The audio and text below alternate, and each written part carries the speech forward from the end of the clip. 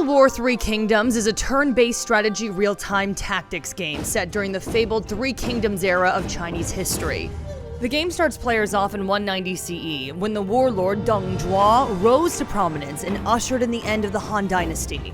During the Three Kingdoms period, numerous warlords battled, schemed, betrayed, and conquered in their decades-long efforts to unite disparate kingdoms into a new imperial dynasty. We're going to introduce you to the three warlords who established the titular Three Kingdoms of Shu, Wei, and Wu, as well as some of their key allies and advisors.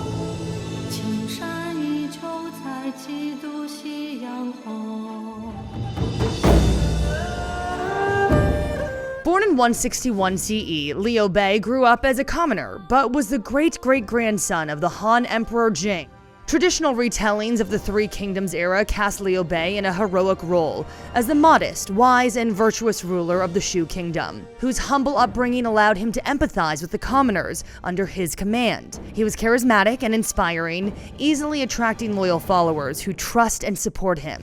One of Liu Bei's key advantages in Total War Three Kingdoms is his ability to take over Han territory without conflict due to his royal lineage. However, Liu Bei's common upbringing means he starts small, with a single peasant militia army and no held territory. Luckily, he has some good friends to help him out. Zhang Fei and Guan Yu were Liu Bei's sworn brothers, and the three were famously inseparable. Zhang, the younger of the two, was a fiery, short-tempered warrior with a taste for booze and brawling. Guan Yu was a righteous and equally loyal brother to Liu Bei, whose combat skills were feared by his enemies. Liu Bei's chief diplomat was Zhu Gaoliang, a patient, tremendously clever tactician who gave Liu Bei an edge over his rival warlords both in the battlefield and at the negotiating table. Liu Bei's success depends on consolidating friends and allies and maintaining the loyalty of the people. To do this, players will need to live up to his reputation as a just and humane ruler, focusing on prosperity and unity. In exchange, Liu Bei will be rewarded with a rapid rise through the faction ranks and militia that costs no upkeep.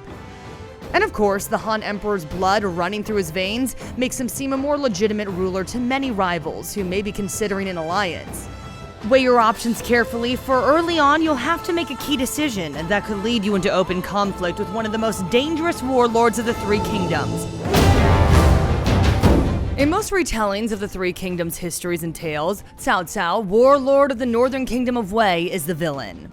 Born in 155 CE, Cao Cao was the foster son of one of Emperor Huan's favorite eunuchs. While some historians have tried to rehabilitate his image over the years, tradition holds that he was an opportunist at heart, willing to manipulate others into difficult or even lethal situations that he could then take advantage of for his own ends. Emotionally manipulative and fiercely intelligent, Cao Cao could achieve victory without even fighting a single battle. But when battle was called for, Cao Cao had formidable allies to call on.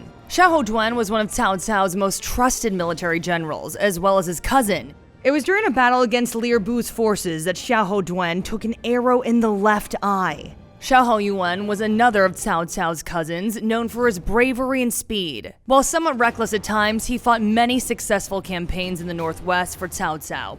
The fiercely loyal Shichu served as one of Cao Cao's bodyguards, and also served his son Cao Pi after the warlord's death. Dion Way was an officer in Cao Cao's army with legendary size and strength. In battle, he wielded twin jis, a type of longsword that weighed almost 50 pounds each. Cao Cao's playstyle is in many ways the opposite of Liu Bei's. Cao Cao can manipulate rival warlords into allying with him, or even better, going to war with each other. By controlling the balance of power in this way, a Cao Cao player can ensure that any battle that they enter into will be in their favor from the start, and probably all part of the plan in the first place.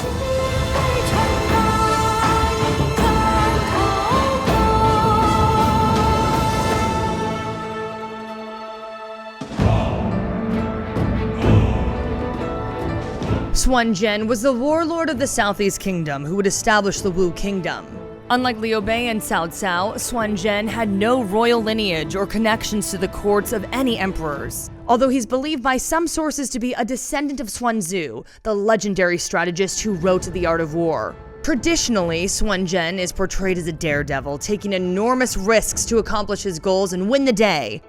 Having come to prominence from nothing, he knew that he had to seize opportunities when they arose. His eldest son, Swan Jen, was a charismatic figure who preferred to recognize subordinates' abilities on merit, not status. This was rare for the time, and his followers loved him for it. Swan Tran was another of Swan Jen's sons. He would go on to rule the Wu kingdom for many years. Swan Ren, the only daughter of Jen and Lady Wu, married Liu Bei as part of an alliance between the Wu and Shu kingdoms. But the warlord's daughter never lost her independent spirit. Zhou Yu was the best friend of another of Swan Jen's sons. Serving as a general and strategist, Zhou Yu was famous for outwitting the cunning Cao Cao. Swan Jen rewards risky play, since that's the core of his personality. He starts deep in enemy territory, and players will have to maneuver him back to his family to begin building his power back home. Swan Jen's all-in gambler's attitude allows for an exciting, disruptive playstyle that will keep enemy warlords on their toes.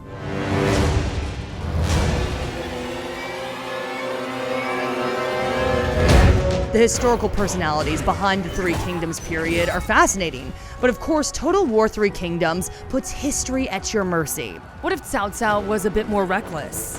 What if Liu Bei refused his marriage to Swan Ren? Every fateful choice is up to you.